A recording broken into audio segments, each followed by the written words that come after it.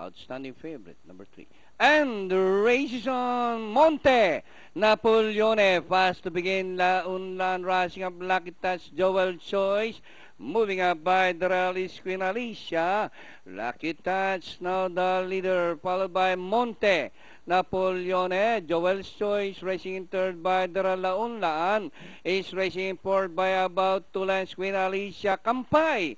And on the outside, entry number 2, Fields of Gold. Sauvignon, rounding the far turn, Lucky Touch by about 2 lengths, Monte.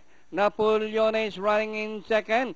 Joel's Choice, Danori inside third. As they race the last 500, Lucky Touch, Monte. Napoleon is pressing up on the outside as they race the final corner.